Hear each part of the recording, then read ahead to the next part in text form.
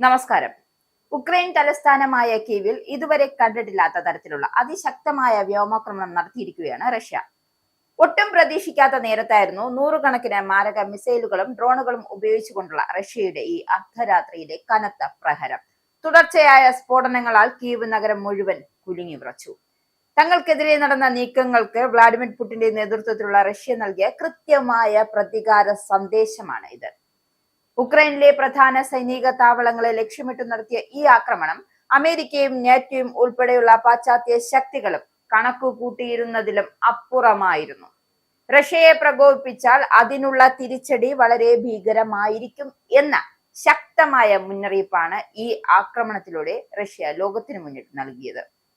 കഴിഞ്ഞ ദിവസങ്ങളിലായി റഷ്യൻ നിയന്ത്രണത്തിലുള്ള ലുഹാൻസിക് ഉൾപ്പെടെയുള്ള മേഖലകളിൽ ഉക്രൈൻ ഡ്രോൺ ആക്രമണങ്ങൾ വളരെ ശക്തമായിരുന്നു. കുട്ടികൾ ഉൾപ്പെടെ സാധാരണക്കാർ കൊല്ലപ്പെട്ടു എന്ന റൂസയുടെ ആരോപണം റഷ്യൻ സമൂഹത്തിലും ഭരണകൂടത്തിലും വലിയ രോഷം സൃഷ്ടിച്ചിരുന്നു. പ്രത്യേകിച്ച് സ്റ്റാറോബിൽസ് കോളേജ് ഡോർമിറ്ററിയിൽ നടന്ന ആക്രമണത്തിന് പിന്നാലെ ഇനി പ്രതികാരമില്ലാതെ പിന്നോട്ടില്ല എന്ന നിലപാടിൽ റഷ്യ എത്തി നിൽക്കുകയായിരുന്നു. അതിന് പിന്നാലെയാണ് രാത്രിയുടെ ഇരുട്ടുകേറിയ ആകാശത്ത് പ്രത്യക്ഷപ്പെട്ടത് നൂറുകണക്കിന് ഡ്രോണുകളും മിസൈലുകളും. ഉക്രൈനിലെ വ്യോമസേനയുടെ കണക്കുകൾ അനുസരിച്ച് ഒരൊറ്റ രാത്രി കൊണ്ട് 600-ലധികം ഡ്രോണുകൾ, ഏകദേശം 90 മിസൈലുകളും റഷ്യ പ്രയോഗിച്ചു. ഉക്രൈൻ തലസ്ഥാനമായ കീവ് പ്രധാന ലക്ഷ്യമായിരുന്നു. നഗരത്തിലെ പല ഭാഗങ്ങളിലും സ്ഫോടനങ്ങൾ തുടർച്ചയായി മുഴങ്ങിയപ്പോൾ ജനങ്ങൾ ഭീതിയോടെ ഭൂഗർഭ ഷെൽട്ടറുകളിലേക്ക് ഓടിമറഞ്ഞു. ഉക്രൈനിയൻ ഭരണകൂടം ഇതിനെ ഏറ്റവും വലിയ ആക്രമണങ്ങളിലൊന്ന് എന്നാണ് വിശേഷിപ്പിച്ചത്. പക്ഷേ ഇത് സത്യത്തിൽ ഉക്രൈൻ ചോദിച്ചു മേടിച്ചതാണ്.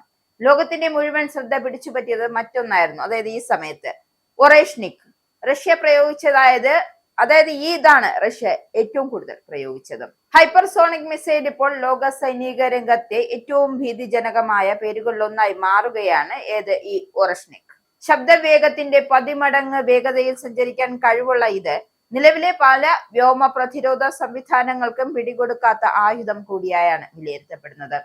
അമേരിക്കൻ പാട്രിയറ്റ് സംവിധാനങ്ങൾ പോലും ഇത്തരത്തിലുള്ള മിസൈലുകളെ തടയുന്നതിൽ പരിമിതികളുണ്ട് എന്നാണ് സൈനിക വിദഗ്ധരുടെ വിലയിരുത്തൽ. റഷ്യൻ അനുകൂല നിരീക്ഷകരുടെ കാഴ്ചപ്പാടിൽ ഒറേഷ്നിക് വെറും മിസൈൽ അല്ല, അത് റഷ്യയുടെ സാങ്കേതിക ശക്തിയുടെ ഒരു പ്രഖ്യാപനമാണ്.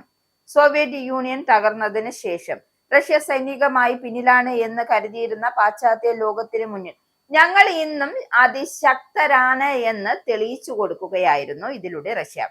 കൃത്യത, വേഗത, തടയാനാകാത്ത ആക്രമണശേഷി, ഈ 3 ഘടകങ്ങളാണ് ഒറേഷ്നിക്കിനെ റഷ്യയുടെ പുതിയ അഭിമാനമായി മാറ്റുന്നത്. റഷ്യയുടെ നിലപാടനുസരിച്ച് ഈ യുദ്ധം ഉക്രൈനെതിരായതല്ല, മറിച്ച് നാറ്റോയുടെ കിഴക്കോട്ടുള്ള വ്യാപനത്തിനെതിരെ പ്രതിരോധമായ യുദ്ധമാണ്.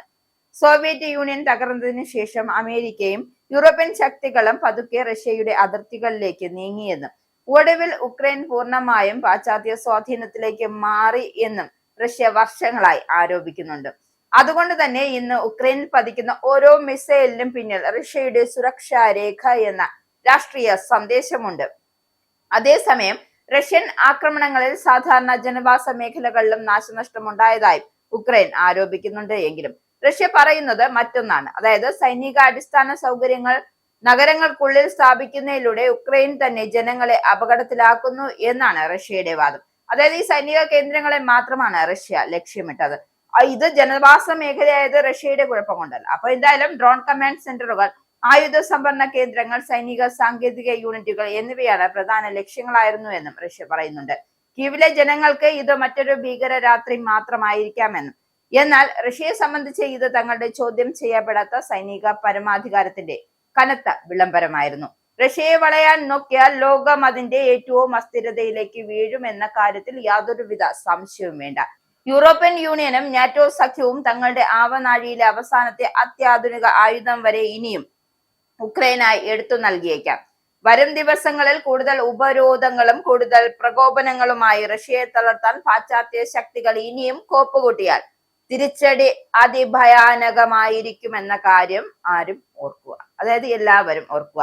സ്വന്തം മണ്ണിൽ ഒരു പോറൽ പോലും ഏൽക്കാത്ത മട്ടിൽ ലോകത്തിലെ ഏറ്റവും വലിയ സഖ്യശക്തികളെ മുഴുവൻ നിഷ്പ്രഭമായിക്കൊണ്ട് റഷ്യ മുന്നേറുമ്പോൾ ഒന്നുറപ്പാണ്, ഈ പോരാട്ടം പാശ്ചാത്യ രാജ്യങ്ങളുടെ അഹങ്കാരത്തിന് നിൽക്കുന്ന കനത്ത തിരിച്ചടി തന്നെയാണ്.